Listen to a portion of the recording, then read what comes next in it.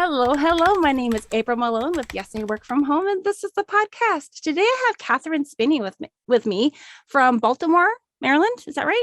That's correct. And we have, oh, your kitty came. You I said knew that she it. doesn't. She has a sense. As soon as record gets hit, she just knows it. You got a black kitty. That's so fun. Yeah. So Katherine, you have been working from home for the pandemic or beyond that. Why don't you go ahead and just tell us who you are, what you do, and why you're doing it? Absolutely. So thank you so much for having me here today. Thank you to your audience for listening in. I have been working from home before the pandemic, but the virtual side of working from home really shifted during the pandemic. Previously, so I am working from home, like you said, in Baltimore, Maryland. I'm originally from Boston, Massachusetts. I've lived a little bit of here, there, and everywhere in between, but I've been in Baltimore just over 4 years, and I've been working from home the entire time. And what I do is I have put all of my experience and passion and education into supporting struggling supervisors to help them become thriving leaders, because that was my own experience and background. And I'm very passionate about helping making other people's experience easier than mine was. And I mostly do my work in the nonprofit space. Okay. So before the pandemic, I was doing my work from home, but then was going out in my training, in my coaching, in my program evaluation, in my teaching. I was going physically out to do the work, and then would come back and do my prep and my follow-up from home. So I did still consider that working from home. And then, of course, like most other folks, once the pandemic hit, I transitioned to 100% from home and also 100% virtual. So the presentations part is probably the biggest change for you, because if you're doing your trainings in person, now all of a sudden you're doing it on a digital platform. Yeah. And I think initially the thinking, and I think I'm not alone here, was, okay, we'll just take what we were doing in person and put it in front of a computer. And I think we realized pretty early on, it doesn't work that way. Like, this is an entirely different process, and people's ability to sit in a room with other people is really different than sitting on a computer and being engaged like this, like you and I are right now. And so it was a huge learning process, particularly because I was very hesitant to be on video. It was really not a direction I wanted to go in. And then I was in a place where I was forced to do this. So here I am. And one thing that I think has come full circle now that we are 16 months later, wherever we are in this, is there are differences doing this virtually. But in the beginning, I was trying to do a lot of the bells and whistles of let's use all these different sort of things to keep it engaging. And what I've learned over time is there are some necessary differences to virtual life and virtual presenting, but a lot of the principles are the same, and we shouldn't be using bells and whistles just for the sake of using bells and whistles if they're not contributing to the learning. You're like, I'm trying to prove to you that I am tech savvy, Yes. but honestly, it can come off. It's kind of like back in the day when people would do PowerPoint presentations and they'd have all those like weird whizzing and turning and spinning transitions. And we all learned pretty quick that was just annoying. So what bells and whistles are you talking about? So I think a lot of it, especially in a training sense, it was a lot of course, wanting people to be engaged. And so it was different versions of using surveys and quizzes and the gamification of it. And so like Kahoot became really popular with the quizzing, and we used, Mentimeter and Slido and all these different things that really ultimately accomplish the same things we could be doing in the presentation or in the Zoom. And what I found too was we were losing a lot of people. Every time we asked them to click on something that took them out of the room, sometimes we never got them back, or they were just really discombobulated. And I heard it once because so much of my background in nonprofit work is with youth. So I work with a lot of programs, especially after school programs. And I remember someone saying once, we want to engage our kids, but we're not here to entertain them. And that just really resonated with me with adults too. Like if these bells and whistles are keeping them engaged, then that's great. But if we're just trying to be entertainers, that's not really why we're here. So I try to keep that in mind. Well, I think that even just learning Zoom, like just how to get into Zoom and how to not screw it up, has been a big learning curve. Now, obviously people who are working in like a virtual setting or online home office type things probably already familiar with Zoom, but there's so many people that never needed to use computers in their daily life until the past year. I'm thinking about my own family members, and we started doing a weekly Zoom call with, my brothers and sisters and my mom. My dad doesn't usually make it. He'll kind of be in the background and listening, I think, but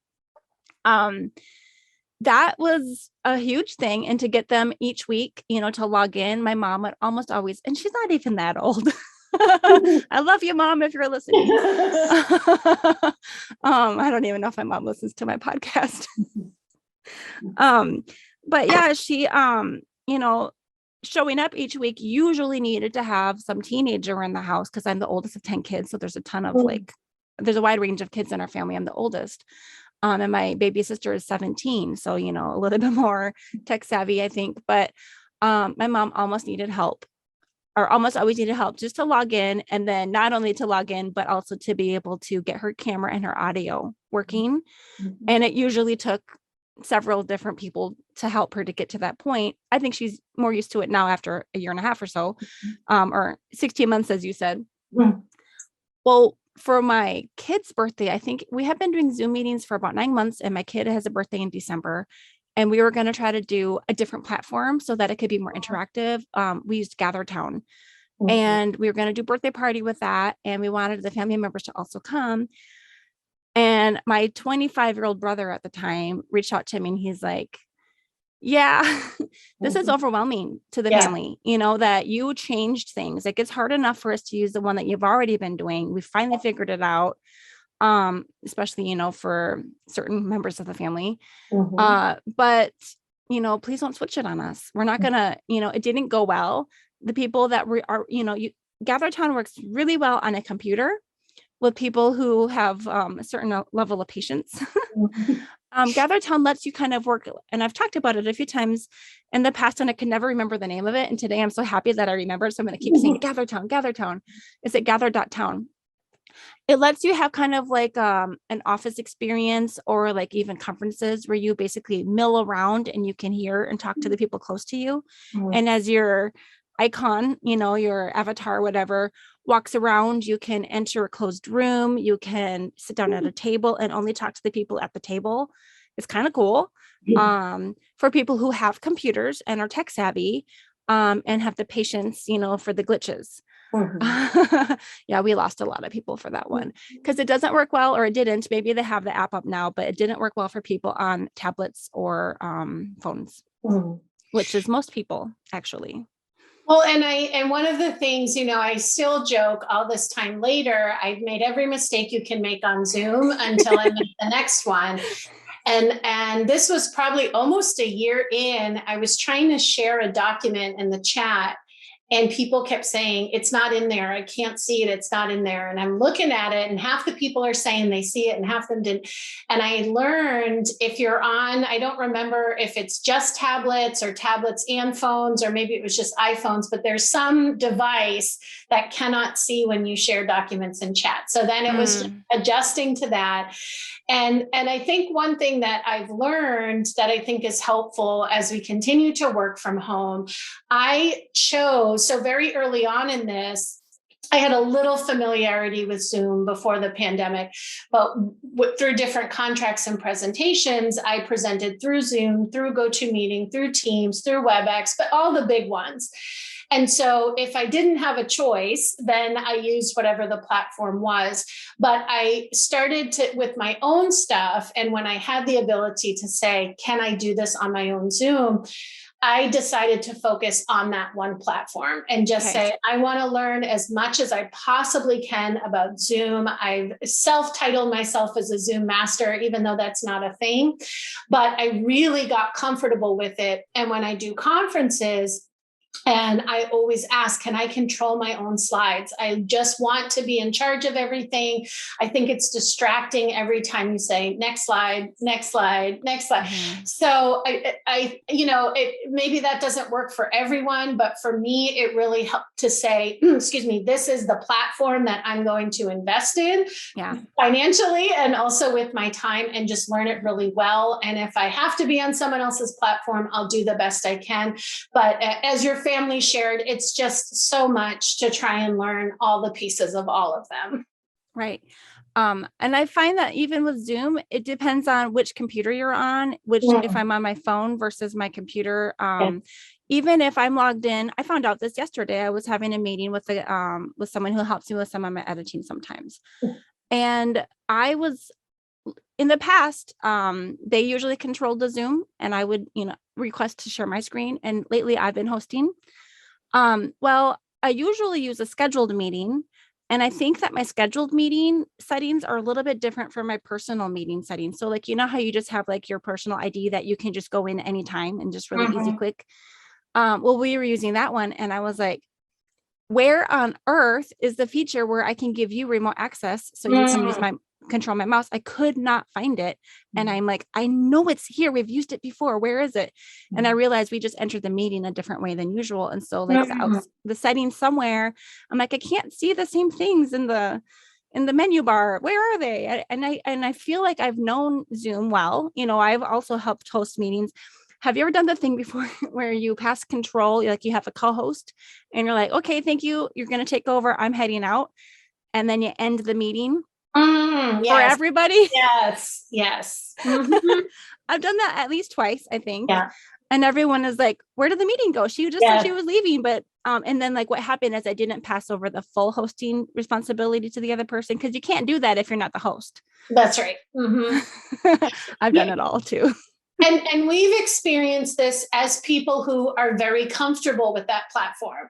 And so, to put ourselves back in the shoes of our users, of whoever's on that meeting or that training or that whatever it is that we're doing, to really try to appreciate how uncomfortable it is to be sitting there. And, I try not to do this, but I catch myself doing it sometimes where I know everybody knows how to. And it might be the case where everybody does except one or two people, and you've really alienated them and you've really dissuaded them from asking for help because you've made this blanket statement of like, it's just so easy, or everybody knows this. So I do try to be careful with that language. One thing that I have found is a little helpful is, like, for instance, I host a meeting. Usually we have 20 to 30 people, 20, 25 people most weeks. And I host it every other week. And then I'll take over, if ever necessary, I'll co-host with the other person and take turns. But I know that community that comes in usually aren't tech savvy people. They don't need computers for their work. Their livelihood is, with their hands. And so when I create like the Facebook event for this recurring meeting, I just have this kind of longer paragraph. If this is your first time using Zoom, here's a few notes. And, when I duplicate that event for each recurring meeting, it follows, and that's helpful. And I think it just is a few like, maybe not even housekeeping, but just like best practices, like try to stabilize your computer. Don't walk around, because that can make people ill. I have made my mother barf, like actually vomit. Like it's actually happened, I think maybe more than once. Some people are very sensitive to that motion. And actually the last time it happened, I was screen sharing, and I kind of forgot that she might be, sensitive to the emotion of me just like scrolling up and down and across a few tabs because I was trying to help her reserve a hotel room. So I was like doing my like, okay, let's find the best deal kind of thing, and like using different platforms. And she's like, I gotta go. Yeah. So best practices would be like, staying muted unless you're talking. But sometimes if you are in a quiet environment and it's a back and forth thing, it's fine if you don't have to mute every single time. I've seen that happen too. So yeah. What about you? Well, I think one thing I found in general is making things as easy as possible for other people. So as a business owner, it's important for my business, but just as a human being to be thoughtful. So my family's not quite as big as yours, but I do have a big family and we're all spread out. And we were in this rhythm for a while. Every Saturday we'd get together and do this online trivia and we'd all play together. And it was the same Zoom link every week. And so every week, at least someone would say, where's the link? I can't find the link. What's the And I kept saying, it's the same thing every week. We've been doing this for months. And then I realized people are just juggling so much right now. And I think of my sister, for example, who was home, who had 5 kids home doing virtual schooling and 5 different teachers and passwords and, and just trying to keep all that stuff straight. And so I think a good lesson that came out for me in terms of supporting people that I'm working with is just making everything as simple as humanly possible, as getting away from, and I think this is a good management tip too, is getting away from the like, I already told you that, or I already sent that. And it's like, I'm sure you did. And I got 35 emails since then, or I thought I saved it here. We've all been in that position. So one of the things where this really worked, I think for folks I was working with, one of the things I adjusted during the pandemic is I started creating virtual courses because, again, I had to do everything online. And it was self-paced. I have some great courses up there. I'll talk about those later. But once a week, we would meet as a group to talk about the material and answer questions and that sort of thing. Same deal. It was the same link every week. And every single week, one of the students would say, where's the link? I can't get in. I can't. And so then I just realized sending it out as a meeting invite and having the link in there. When I send a reminder email that morning, have the link in there. In the actual course itself, put the link in there. Like, just make it as easy as possible for people so that, one, again, as a business person, they can find you and they can get what they're looking for from you. But just being a supportive person, not making people do the searching. And in many cases, if they're anything like me, probably give up after a while and say, well, I did want to see that online something, but I can't find the link, or, and now I'm just not going to go. Yeah, I've experienced that a few times when I wanted to watch, like someone was going to go live on Facebook, but they announced it in a group, but they have to go live on their page. And it's like, where on earth are you? I'm here. It's time. Where are you? With the whole link thing, it's a little difficult when I'm sharing like the hosting responsibilities with someone else, because there's 3 of us and they were all using a different Zoom account. And so the links are going to be different each week. And so I am trying to make sure that they're in the day of, at least. I don't like to put Zoom links out too far in advance just for security and safety reasons. But I'll usually say, don't forget, a screenshot of where they can find the events tab, because people, on your phone or your computer, and like, you might have to scroll to the right to find the events tab. And each week, so like, if you can continue to educate them of where they can find it, but here's the link to make it easy. It's a little tricky when they become so reliant on you always providing it for them. Because if you didn't that one time, like I have people that would private message me, be like, where's the link? And I'm like, same place it always is. But, I do the same thing for my family. I use the same recurring link, but we're in a group chat with, I think it's 11 people, including my mom. And, if my brothers and sisters shared pictures of their kids, or there was like a meme war going on, or there were, some comments are talking about something else, happy birthday, that might be buried, 30 messages ago, like you said. And so if it was like the very last message, and I can see in the group chat that that's right there, I'll say same link as last week because I can see it. But if I can't see it, I'll be like, here it is again. And I just saved it in an email. I mean, I know there's different ways of saving things, but I just have an email. It's like the family video chat link. So I can remember how to find it each week. If I'm on my phone, it's different than if I'm on my computer. I can't always see the same things. That's right. And one of the things I learned too in making life easier for other people, not everybody, and I'm part of the not everybody, but most people appreciate reminders for things. Yeah. And I waited much too long. So if you're still waiting, I'm encouraging you not to wait, to do an electronic scheduling system. That has been an absolute lifesaver. And I have it connected to my Zoom. So if they request a Zoom meeting, they get the link, they get the schedule. It's all automated. But one thing that I realized is people weren't saving that email and that Zoom link. So a couple of times, an hour or so before a scheduled meeting, they'd say, I never got the Zoom link, or I can't find the Zoom link. So now I set it up that they automatically get a reminder an hour before. Some people won't need it. Hopefully it's not bothersome, but for the people who do need it, it just saves them the stress. It saves me having to, frantically look too.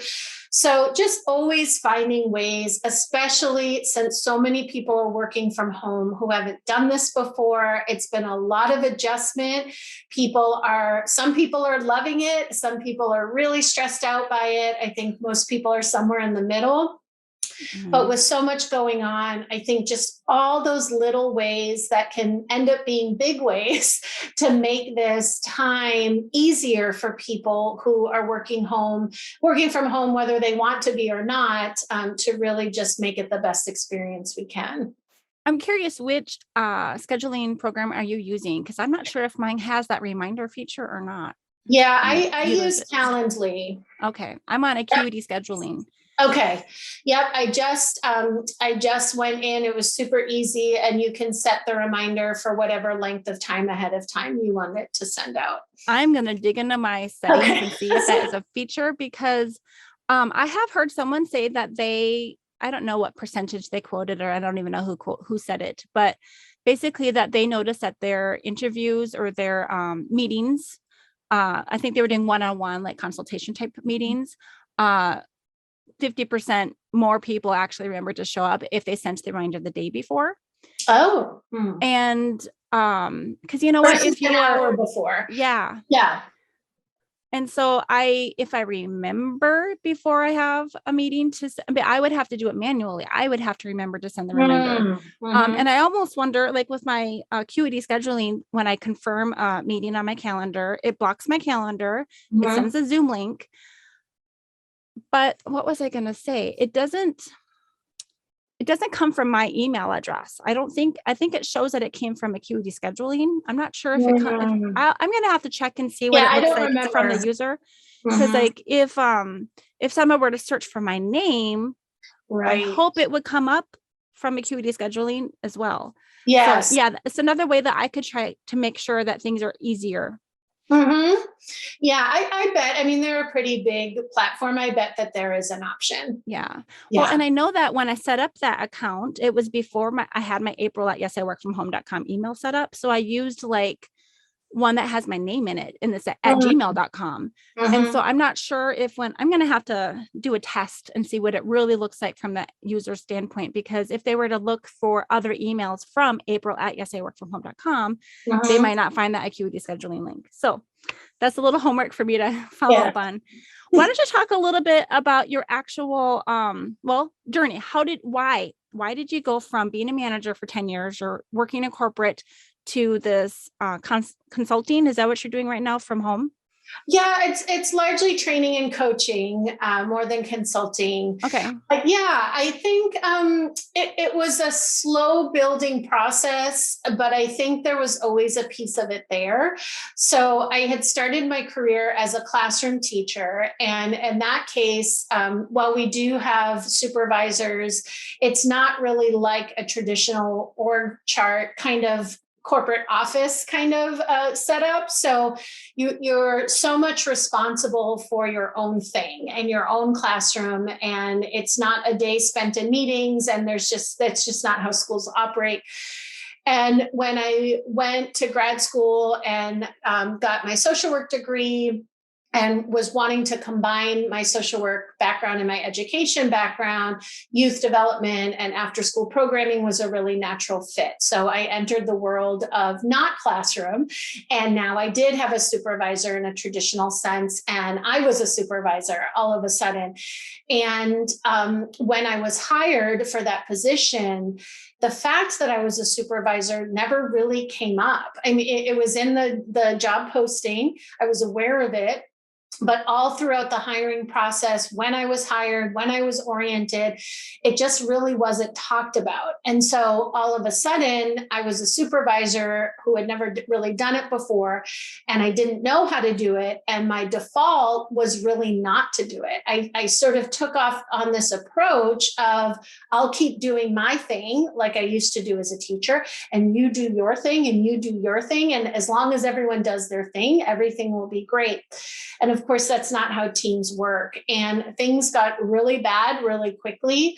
And I realized I need to figure out how to do this. This isn't just another task on the list. This is my job. This is my role, is to be a manager for this group. So at the time, and this was now over a decade ago, I didn't really have a path for that. We didn't have trainings at my job. The trainings I was able to find in the field were really cost prohibitive.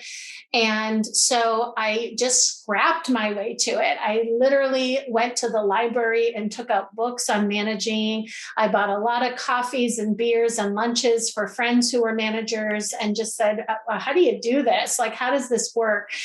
And so I put so much time and energy because I realized this is the most important thing I'm doing now that I'm supervising other people. And there should be a better way to equip me and other people on how to do this.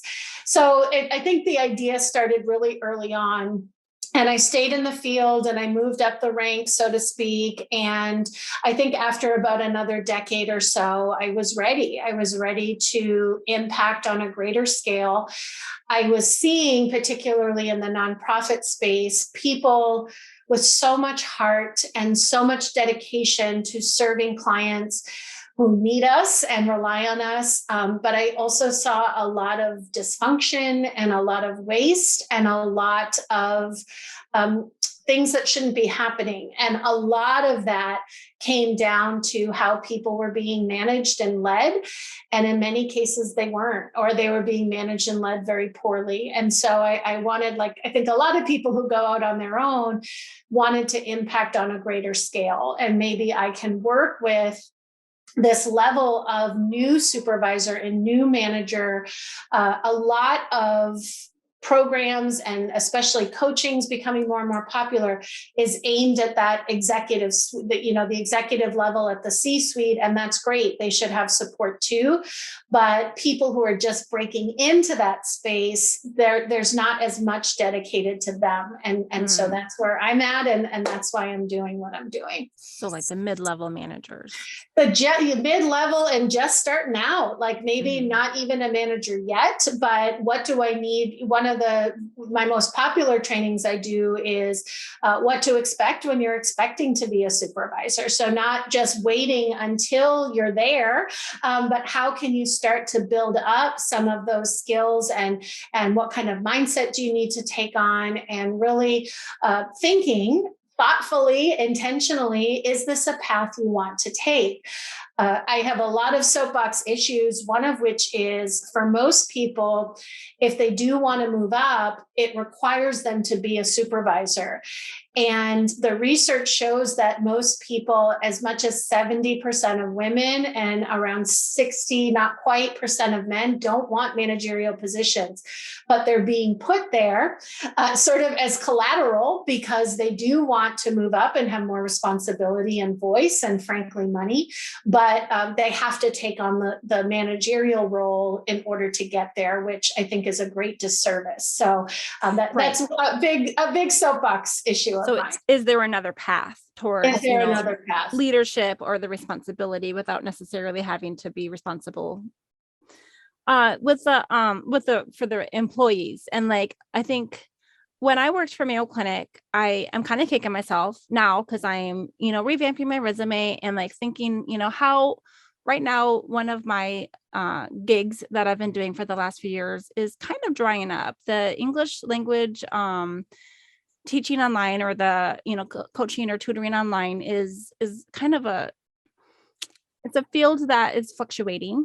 And because a lot of us are teaching students in China, and China keeps changing the regulations of who they allow to teach their students. And we're in a volatile period right now. When I'm looking at my resume, I'm like, why on earth did I work for Mayo for 17 years and never get out of the worker beast, level? I mean, I had more education than the manager I did, who was above my supervisor, because I had the master's degree and hardly anyone else did. And I'm like, wow, I just stayed, in the same spot I came in. And a lot of people do within 10 years, they have a track. And I don't know if they have to be very intentional to be like, okay, this is step 1, get to the assistant supervisor. Right. Step 2, get to supervisor. Step 3, get to manager. Is there another path? Yeah. And so 2 things I think that are so important with what you just said. And one is not everyone wants to supervise. And 2, not everyone necessarily wants to even move into a new position. There's a lot of people who really love what they do. There's sort of the crafts person, the skill person, the artisan, the technician, whatever term you want to use there. And there are places that do it. And I think a lot of like attorneys. And when you're an attorney, you do your attorney thing, and then you get bumped up to associate and you're still doing your attorney thing. And then you become partner and you're still doing your attorney thing. You're still doing your craft without like supervising a group of people. And I actually have heard, which is so inspiring, the Air Force has started doing this thing exactly as you said, where they talk with the people in the ranks to say, which direction do you want to go in? Do you want to be a leader of these men and women, or do you want to continue to grow in your skill and keep doing that skill without having to supervise a team if you don't want to? This shows up a lot in like coding and computer stuff for people who are really skilled technically that just want to do that work, that they can continue to do that work. So I would say it hasn't necessarily showed up in all spaces yet, but also there's no reason why it couldn't. If you just love your work, and my work with teaching, a lot of people will leave the classroom to move up and maybe they become a principal, but that's not really what they want to do. They want to be in the classroom. They want to be teaching. So I think we need to be a little bit creative. I don't think it takes that much ingenuity to figure out a way to say, I don't want a team.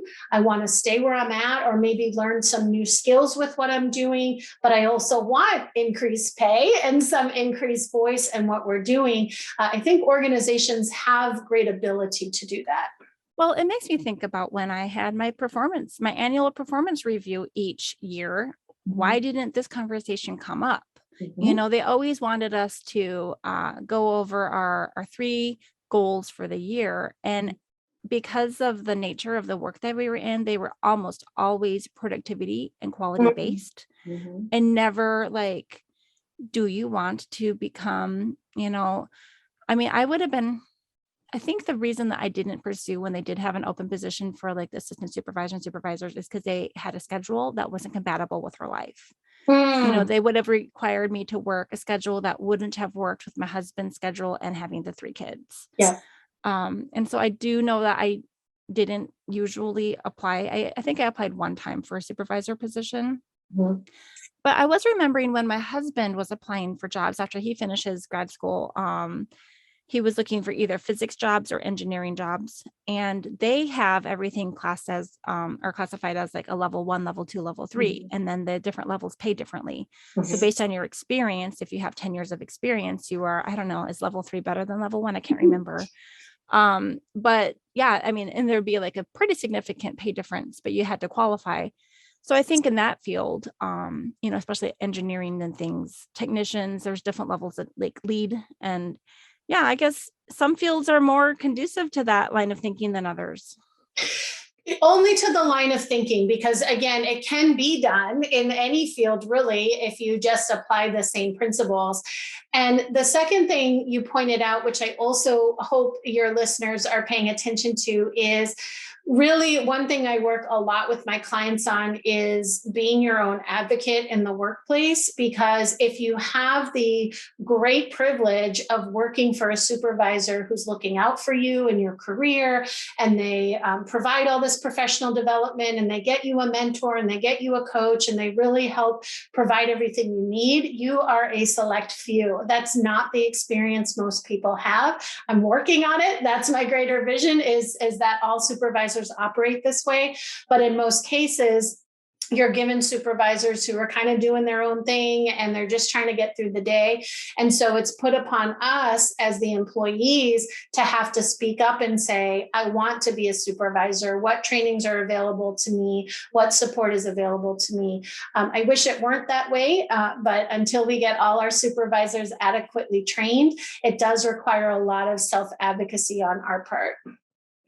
Well, and I guess, based on that productivity model that I was, brought up in, I guess, I'm thinking about how a lot of times they would reward the people who had the highest productivity or the best quality or whatever. But they weren't always the most personable people. Like maybe they were just so nose to the grindstone that they were just like able to tune out everything, but they wouldn't have necessarily made a good supervisor because they didn't have the people skills. Yes. And so I guess just identifying people early on, like, wow, she's really got a knack with, communicating and building a rapport with people. That would be a good way to identify leaders. Amazing. Exactly. And too many organizations continue this old process that exactly what you just said. You're good at your technical whatever. And so your reward is now to give you a completely different job that you may or may not want, and that you may or may not naturally gravitate to. And the one thing also that I advocate for is, we talk a lot about people being natural leaders. It's not really the case. That it's really that people develop leadership skills, and they do it when they really want to be leaders. That's the piece that is missed too much. Most people, if they're given the opportunity for better pay and more voice, they're going to take it, even if that comes along with something they don't particularly care about, including managing. And that, again, is a disservice. And so when we talk about identifying who these natural leaders are, I think that's not the way to go about it. I think the way to identify people who want to be in leadership roles is talking to people and figuring out who's interested first and foremost. Do they have the desire to learn how to be effective at supervising other people? Because it's a skill that's made up of lots of different skills, and they're not easy. And in most cases, people who really want to do it and are invested in learning how to do it well are going to succeed at it. Okay. And so you don't have, and I think we're slowly letting go of this prototype where the leader is the big, boisterous, extroverted, humorous kind of personality. Those people, of course, can be good leaders, but it's not required.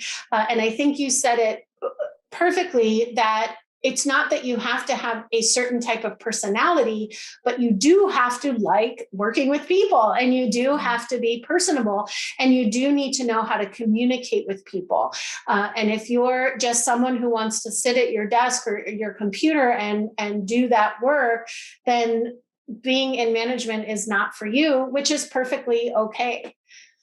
Yeah, I can definitely see what you're saying. I'm remembering one of my favorite supervisors was a really quiet lady, but she was a good listener and she cared. I feel like I had another person who came in, she was younger.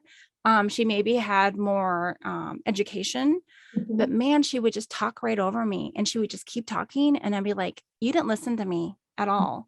And Mhm. so I can see it going both ways. So definitely the loudest person isn't necessarily the best leader. That's right. Yep. And people who maybe haven't been identified throughout their careers and maybe even in their lives, if you go back to school days and who's chosen as class president or who's chosen as the captain of this or that, we have tended to have a very narrow view of who a leader is. And so the advice I give to the leaders that I work with is be careful about who you're identifying as leader or not, because you're really missing out on some good people. Very often, as you mentioned, those quieter people who maybe people don't think of naturally because they still gravitate to leaders who are a bit more boisterous, but people who are invested in helping other people grow, that's what makes you a leader. And then that goes along with lots of hard stuff. Is are you willing to have delicate, difficult conversations with people? A lot of the leaders I work with, they say, this is something they really struggle with. And they often say, I'm just not a confrontational person, or I just don't like confrontation. And I say, yeah, you and 90% of everybody else. What I go back to all the time is being confrontational. It's not a personality trait, it's a skill. And you can learn how to have these conversations, but you have to be willing to want to learn and knowing that the end result is helping your staff grow. And I guess when you're talking about supervising and managing people, oftentimes that's the person you have to go to when you have like a loss in your family or an illness and you have to be like, I need FMLA, I need time off, I need bereavement. Okay, so a few episodes ago, we talked about FMLA and bereavement, Mhm. and I actually said bereavance accidentally. Oh, And I actually had my editor edit it out because I was so embarrassed. people knew what um, you meant.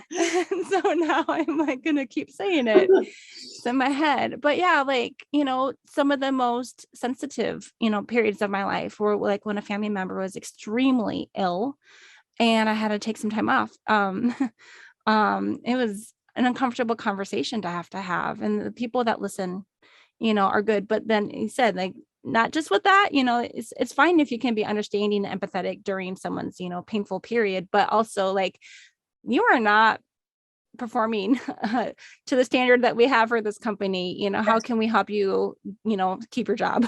And what I think is always a very difficult conversation to me is you're a great person with a lot of skills, and this job just isn't a fit for you. I think a lot of times, particularly in nonprofits, we don't ever talk about firing someone unless they do something really egregious. But there's a lot of times where someone's sitting in a position and we know it and they know it. It's just not a fit for what they care about or what they're good at, but we don't want to fire them because they haven't done anything wrong. So that's another area that I work with people on, is how do you graciously have those conversations with people to say, do you feel successful? And I want you to feel successful. So how can we make that happen? And I And hope that also they'll get the hint. yeah, right, or just be really honest, and your point about bereavement, I want to share, because this was such a turning point for me when I said it had been bubbling for me for a long time to go out on my own, and largely I was working in places where there was a lot of freedom. The scheduling was, working during the school day, you get out early and you can do your thing. Working in after school, you have your mornings free. And my last job was a kind of traditional office type of job, which just did not sit well with me at all. It was too restrictive. But a couple of months into that position, my uncle passed away. And I had it just, of course, as deaths do, came very quickly. So I had to, make arrangements, and he was out of state. I had to get a flight, all this. And my boss wasn't in town. So I sent a message and said, hey, I have to take Friday off for my uncle's funeral. And I remember something about a bereavement policy. I'll just take the day for bereavement, whatever. So I come back that Monday. I was literally gone one day, and sitting on my desk waiting for me was a photocopy of our bereavement policy. And my boss had highlighted who qualified Your uncle for didn't the qualify. bereavement policy. Uncles don't qualify. And they wrote something in the margins that said, please understand, if I make an exception for you, I have to make an exception for everybody. Mind you, there were 6 people who worked there. And never had a conversation about it, never talked to me about it. This was how they relayed the information. And I thought, no, thank you. This is not for me. This is not how I want to be communicated with. These are not policies I want to work under, that you dictate who is worthy of my grieving. This is not a humane way to work. And I hope, I don't know, April, the jury's still out. I think this past year plus has opened up some of those doors of humanity. I think in other cases it hasn't, but I do hope it's started to shed a little bit of light for some people that, of course, we're human beings first, and we need work that supports our lives, that supports our work, and we need more freedom in how we're living our lives. Yeah. I know when I'm looking for, I'm kind of weighing my heart. Like, do I want to, I have an avenue that I could go down that would allow me to continue to do my work from home and freelance. And then I've been thinking, well, maybe I could join the corporate world again. Mm-hmm. But I'm like literally Googling which companies have flexible, open, paid time off policies, which, the best work from home jobs, in terms of benefits, because that benefit package would be basically once you have had control of your own schedule, it's really hard to go back to that, inflexible and having to pass around that vacation calendar and be like, well, I'm the lowest, ranking person here. So I get last pick, and it's not going to be Christmas or whatever holiday, or the week that my family has rented a cabin. I'm not going to be able to go, and I like being able to manage my own schedule a little bit more. Yeah. And I remember when I was in that last job, that was like a 9-to-5 sort of thing. And I remember, because I was raised by 2 teachers too. And so I just didn't understand like the corporate schedule and how this all worked. And I remember calling my friend who has always worked a 9-to-5. And I'm like, how do you get your life done? Like, how do you go to the bank, and how do you get your dry cleaning? And this doesn't even make any sense to me. And I felt very, I think resentful, if I'm being honest, where I had to say, hey, I'm submitting a sick time request because I need to get my 6-month cleaning at the dentist. It just felt very infantilizing, and it felt very, like not the environment I wanted to work in.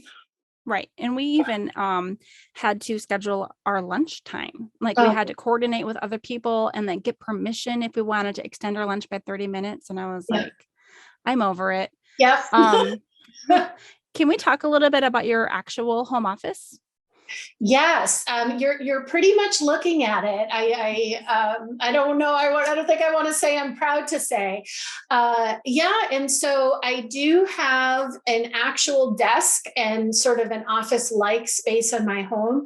I have literally never used it. I don't know if it was the thing that if I started using it, it would just be fine. I think I kind of rationalize like everything's on the floor. I'm on the bathrooms here, the kitchen's here, it's cooler down here in the summer, it's hot upstairs. And so when I started doing like presentations and such, I had a much prettier background than I do now. Baltimore is very famous for having a lot of exposed brick. You can see a little bit of it there, which is so beautiful. And so I would lug all my stuff to a certain position in my living room and set up the selfie light and set up the speakers and set up the computer.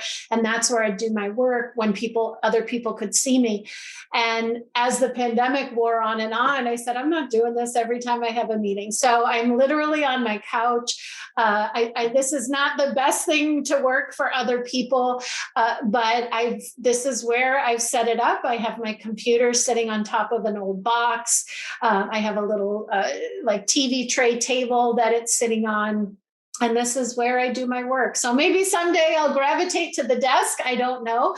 It's just sitting there waiting for me. But this has worked for me. So I've continued to do that. I always am saying, ergonomics aren't sexy. I get it, but you feel sexy if you feel good. So I guess my only concern, I don't care if it's a box, I don't care if it's a TV tray. Are you comfortable where you're sitting? So I've gotten this part down because it's at a good level. I was going through a period. It wasn't to the point of carpal tunnel, but it was to a period where like my hands were hurting. But certainly the back support sitting on a couch has been terrible. So you bring up a valid point. I appreciate you bringing it up.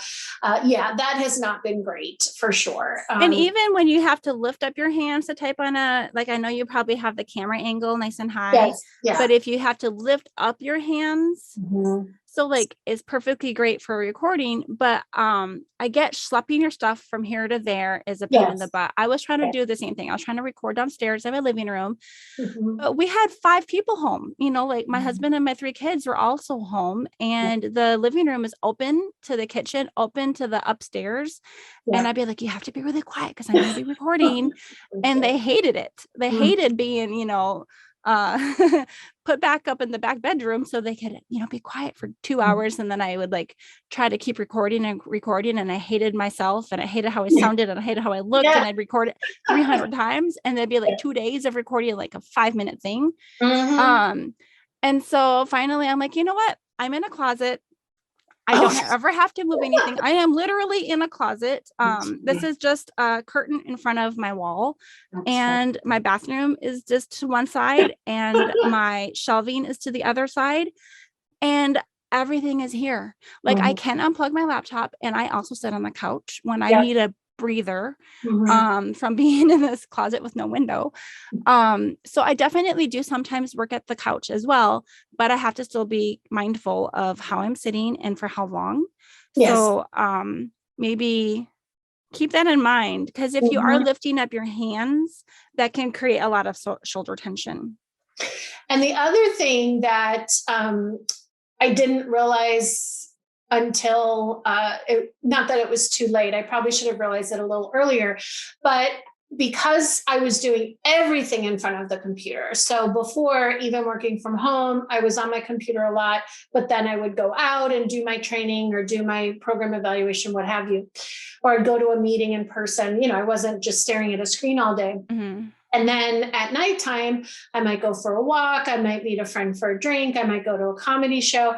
And so what I was realizing is not only was I working all day, then when my work day was done, then I was watching something. So it was watching a comedy show or watching a show, or, a movie or whatever.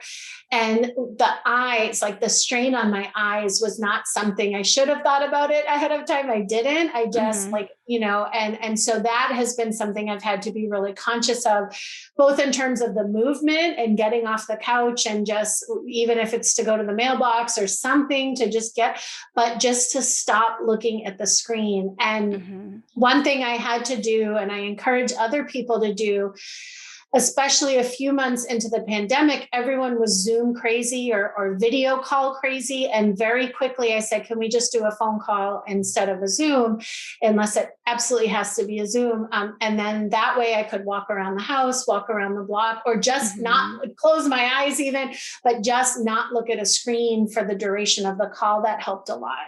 Yeah. And I've learned that even with a call versus a Zoom, if I'm holding that phone physically, I'm still straining my arm holding it. And so I have started to utilize my husband gave me a wireless headset for Christmas. And then I also got some Christmas money, and I use the AirPods. And that gives me, if I am on a phone call, I can kind of be tidying up or as long as I don't have kids screaming through the house, I can, which I do often, walk around a little bit, or even just stand up. Yeah. It's a little bit more awkward for me to stand when I am on camera. without putting a big box underneath to lift it up. Cause then it's like up my nose. The camera's pointing up my nose. Yeah. What else is, go ahead. Sorry. I was going to say, I do have the wireless headphones. And so that has been one of the greatest things. I did have it before for my walks, and I listen to a lot of podcasts. So I did have those before, but for those phone calls, yes, it's been a saving grace. Yeah. And I have a corded headset that I use for teaching. They require a USB wired one, which I actually got one with an extra long cable, so I can pretty much walk into my bathroom and get like a glass of water while I'm still connected, but it still feels restrictive. Like it's harder for me to turn around and reach behind me. So I'm really thankful. I think that's one of my favorite things, is just to have switched to the Bluetooth. So you've got are you working in your living room, or are you working from a couch in your office? So it's in my living room. Yeah. And do you have other people in the house with you? I don't. Yeah. So that makes it easier in terms of being able to stay put. But even though I don't like schlepping my stuff around, ultimately just for me, it's not that bad because my computer's always sitting here anyway. I just have to prop it up, and my selfie light and my microphone isn't quite as fancy as yours. So I can just disconnect them and take them off. And then if I'm watching a show or doing something not work related, that the transition's pretty easy. So as long as your cat isn't able to knock things over, because I do have a cat that ate one of my cords one time. So she's funny. I've heard horror stories about cats. She doesn't knock things over, but something happened with the selfie light where I moved it, and I think she didn't realize I was the one moving it, and she did come up and knock it over and break it. So I had to get another one, but knock on wood, that's the only thing I've seen so far. But I think people have been very gracious in terms of like pets and kids and the someone ringing the doorbell kind of thing. But one thing I didn't really notice until I started recording, because I do feel some pressure to record in a nice, quiet space. When I was creating my virtual courses, I think I had blocked out how noisy things are living in a city. I think you just get used to it, but I used to call it the symphony of the city. So the second I would press record, the construction started, the garbage truck came by, there's constantly sirens, my neighbors are yelling, and there would be, stretches of hours I'd almost be in tears because I couldn't get a quiet space. And this room was too echoey, and my equipment's not that great. I did invest in some equipment. It's not top notch. But there was some frustrating moments with recording, really trying to get that quiet moment. So we talked before we started recording today about the AirPods, that they don't really make great microphones. They are great at, I have the AirPod Pros or whatever they call them, and they have that noise canceling feature, so I can block out all those other sounds, so I can hear very clearly, even if there's a lot of noise around me. But when I'm teaching, one of the benefits of using that USB headset is, this is an older version of the Logitech one, but it has a noise canceling feature on the microphone. So if there is that, maybe like a kid screaming at the door would still bleed through.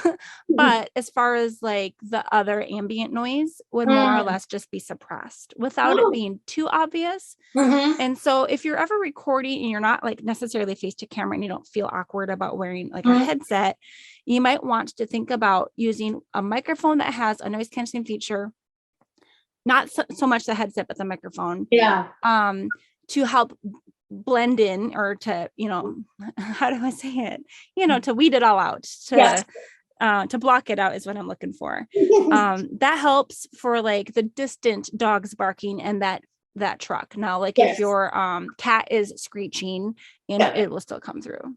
Thank you. I appreciate that. And just what else? Go ahead. Just as an aside, I wanted to share that one. So when I went out on my own, I did have this vision of supporting supervisors. I'm really passionate about it. And I'm also passionate about a lot of things. And so one of the great attractors to me of going out on my own was building out this opportunity to do lots of those different things. I call it my quilted life. And since I left full-time teaching, I never wanted to leave teaching. I wanted to leave full-time teaching, but I absolutely love being a teacher. So I've had the great opportunity to be an adjunct professor. But what I wanted to share with you as a connection point is I'm also an adult ESL teacher, which I adore. I had spent almost 4 years in South Korea teaching ESL, and I really, really love continuing to do that. So I wanted to share that similarity we had. Oh, that's so fun. Yeah, I love the adults. Actually, I have my master's degree in adult education. Okay. And so I feel like I gravitate more towards that end. I definitely teach the 3-year-olds and the 5-year-olds and the 10-year-olds. And I, especially being the oldest of 10 kids, I've always had the, a very wide range of ages in my life. And so it's easy for me to continue to have that rapport with everybody, but I don't necessarily know the younger kids slang these days. But yeah, the adults is really fun. Are you doing that still or? Yeah, so I work through a local nonprofit here, and they went all virtual, maybe even in the fall. We haven't decided yet. So I do 1 class a semester, sometimes 2. So it's just enough to still be in it, but it allows me time and space to work on my other things too. But just staying connected to that, I really appreciate. And I had the opportunity, I've taught all kinds of different levels. And this last semester, I taught the highest level, and that was really fascinating. It was like a whole different way of teaching to teach with that level of English. So I really enjoyed that. And I hope to forever be teaching in some capacity. I just really love everything about it. When you were talking about being in the classroom earlier, I wasn't entirely sure if it was like a K through 12 classroom or like a employee education classroom. Yeah, I started as the K-12 teacher. I was a high school social studies teacher. So that was the beginning of my education journey. And then when I went overseas to teach ESL, I started at like an English after school academy. So it was kids, not as young as 3, but I think we had probably started at like the 8, 9, 10 into high school. And I did that. And then I taught at a university in Korea. So I guess technically adults, they are so young, but they're in that just becoming adult stage. So I did that. And then now I teach in a classroom at a university in my adjunct work for social work. And then through my nonprofit that is, the school is an arm of a bigger nonprofit. When I was doing my field experience for my master's degree, I observed in 3 different settings. It was a university's English Language Institute. And then if they could graduate from that, they could go into the bachelor's program. And then if they finished like the 5th level, they could go into the master's program at the university. And then I was also at a community college and then a community center. Wow. But at the community center, it really was a lot of doctors and engineers and highly educated people who were just coming to the States to work and just wanted to improve their language skills for communication purposes. Yeah, we have workplace. We have a very interesting mix. So we have a lot of people. Baltimore is a sanctuary city, and we have a lot of refugees here. And so we get connected with a lot of people who are coming here from Syria and Sudan and all kinds of different places. And so that's sort of one pocket of who we serve. And then because we have Johns Hopkins here, which is one of the biggest hospitals in the country, we have a lot of people, particularly from East Asia, who come over for a couple of years to do some research or do a residency or something. And somehow their spouses caught wind of us. And so then we have this other pocket of Johns Hopkins spouses, if you will, who take our classes. Generally, they have a pretty high level of English anyway. And then they're here while their spouses are here for a couple of years. So it's interesting, the different people were right. serving. Well, and actually probably was a very, very, very similar circumstance in Rochester, Minnesota, because that's where Mayo Clinic is. And we also had a pretty big refugee population as well. I'm not quite sure why, if it's considered a sanctuary city or not, but there was. Yes. So it just depended, like the people who were just fresh in versus had studied for several years at a university level, they would be at different levels. But yeah. Why don't you talk about who uses your services? Are you working locally with people, or are you offering you said you've made some virtual courses. Is that available to others, outside of your area? Definitely. Yeah. So, I don't want to process everything that happened over this past year and try to force it into something positive. I think it's important to recognize the deep challenges and loss and grief that many people have experienced. And I think there are some learnings that we can take with us and some lessons. One of which for me is I have had the ability to expand my business now being 100% virtual. Previously, I was 0% virtual. So all of my work was local. And by local, we call it the DMV over here, which is the DC, Maryland, Virginia area. I might jump up to Pennsylvania for something or jump down in North Carolina for something. But for the most part, I was working in this area. And once everything went virtual, I had the opportunity to speak at conferences all over the place. I spoke in Arizona earlier in October of last year, I believe it was. I spoke in Nevada. I spoke in North Dakota. So that's been really wonderful. And also had the opportunity to participate in a lot of conferences. I went to conferences in Alaska and Hawaii and all over the place. And I also have been working with clients who live in these different places. I have a group I've been working really intensely with in Massachusetts. And so it's opened up all these possibilities. So everything I offer currently, I offer it virtually. That includes my coaching, it includes my trainings, it includes my retreats. And now I have this catalog of growing courses. I have 5 built out so far that are all virtual and are certainly open to everybody. Go ahead and just tell us where we can find those. Yes, so it's on Thinkific, which is there's lots of course platforms. People are I find tend to be a little more familiar with platforms like Udemy, which is like a big catalog of courses that you can search on. Thinkific is more of a learning management system, so it doesn't have that catalog where you can search necessarily. But as we were talking about at the beginning of our conversation, trying to make things as easy as possible for people to find. So I have my website, which is katherinespinney.com. I'm also on social media with Facebook and Instagram, Twitter, and LinkedIn. I also have a link tree. So there's all sorts of ways you can find what I'm doing. It's all on my website, is access to my courses. Any of my social media links back to my courses.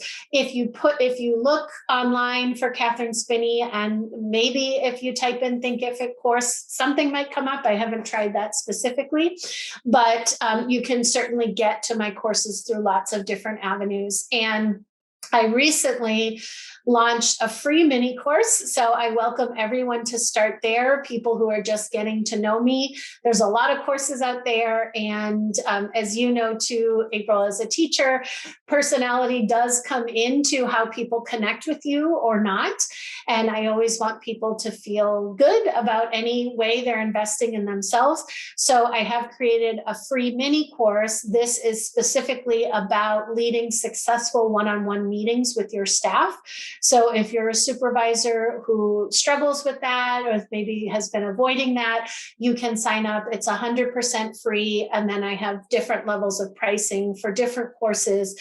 But I have other ones that are on giving and receiving effective feedback.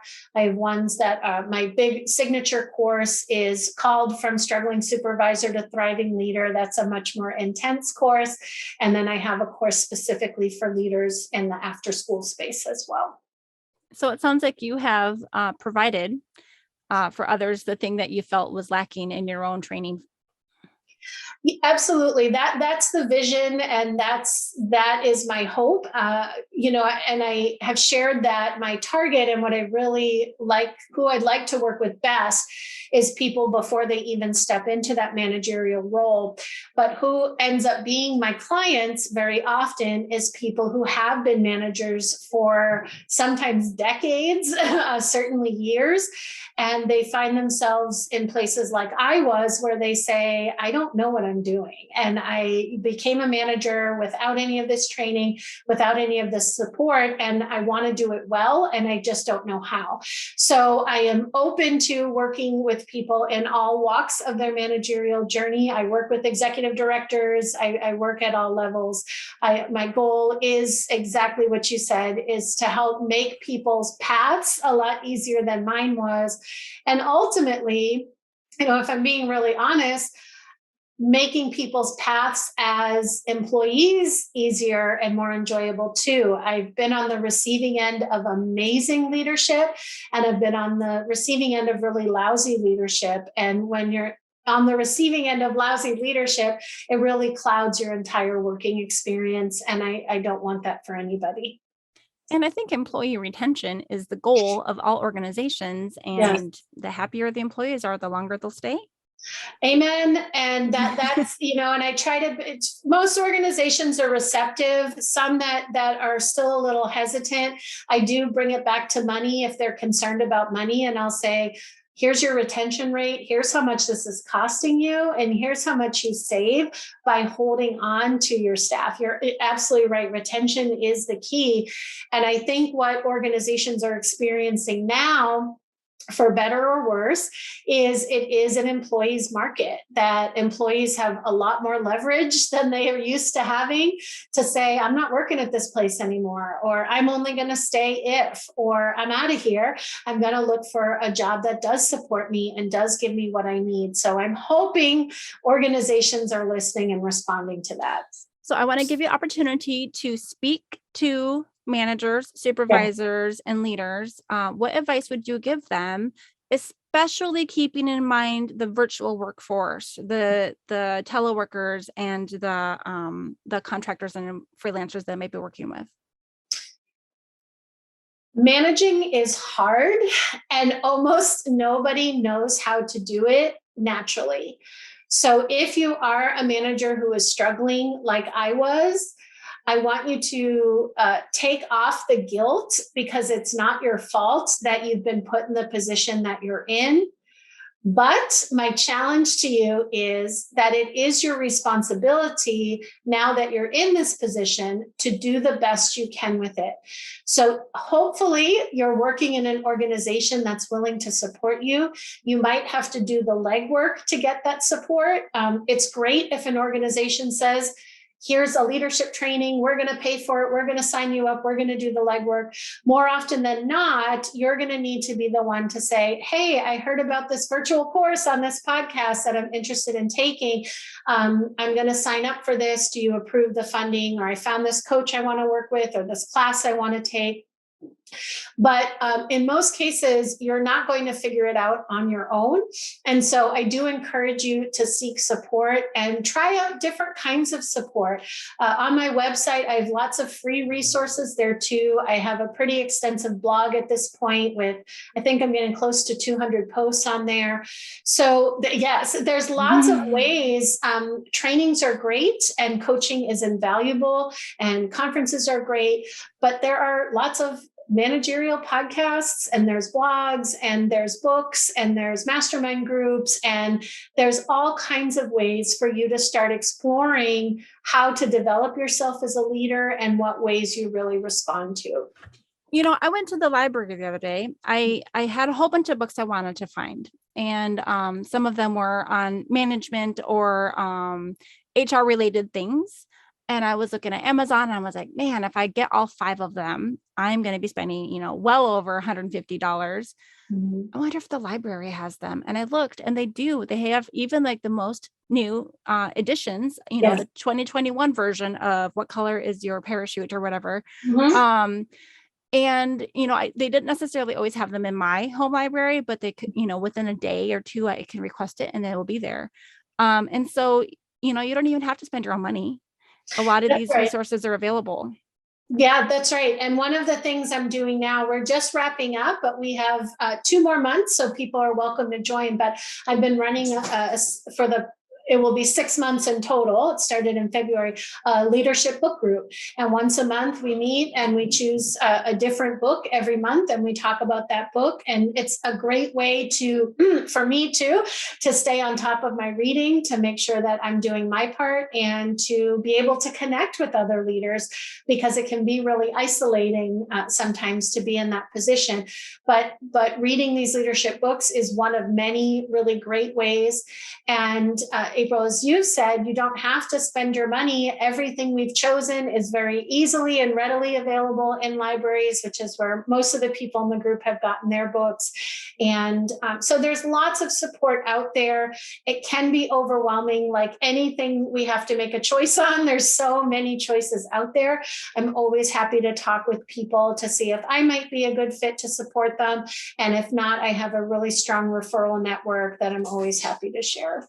And if you do work for an employer, they have a budget for training and education. And so, like you said before, go ahead and ask, could I be reimbursed for this, or could you foot the bill? Yes. And I say this a lot, particularly in the nonprofit space, because we often go back to budget. And in many cases, we are working with really tight budgets.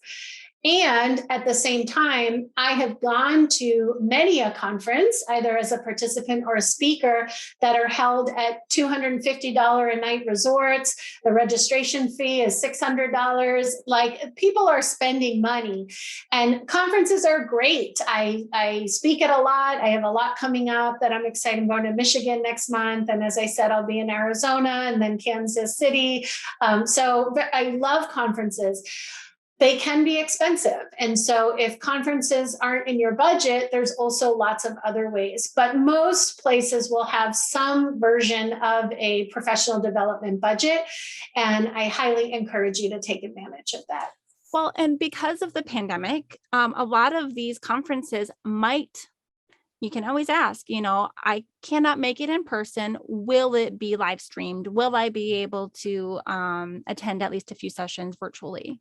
Yeah, I think that's one of the things I'm hoping, one of the positive things that comes out of this time. So all the conferences I've spoken at, I haven't done an in-person one yet. The September one in Michigan is my first one that is scheduled to be in person. We'll wait and see about that. But I have a call with them next week, and that's one of the questions I'm going to ask. Will you also be streaming for people who can't make it? I'm hoping that's a pretty easy accommodation that conferences look at going forward. Even if the conference fee itself would still apply, saving on the resort fees and the hotel room or whatever, the travel would still help people save money. Absolutely. Yep. Katherine, can you please spell out your name? Because I know it's your website and you have Katherine with a K. Yes. So I'm Katherine with a K. My mom has always told me there's 24 ways to spell Katherine, and mine is the right one. But I always get angry responses from other Katherines with that. But my last name is Spinney. Spin like a top. So it's Spinney. So if you, my website is katherinespinney.com. And if you just put in Katherine Spinney, you'll see all my work stuff pop up. And if you're a social media person, you can find me again on Twitter, Facebook, Instagram, and LinkedIn. All the places. All the places. Yes. I haven't made it to TikTok. I think I've stopped doing new platforms for now. I'll never say never, but I gave it a try. Okay. A good effort for a few maybe weeks or a month. And I don't have enough new content to keep it up like every day. Like I think they recommend, but oh boy. Well, thank you, Katherine. Let's call it. I got to go bring a kid to a doctor. Absolutely. Thank you so much for having me. Thank you to your audience for listening to this. I just want to send lots of continued encouragement to invest in yourself, to do this managerial thing well. It is hard. You're not alone, and there is lots of support out there. So thank you so much. That's perfect. All right. This has been April Malone with Katherine Spinney, and this is Yes, I Work From Home. We'll see you next time.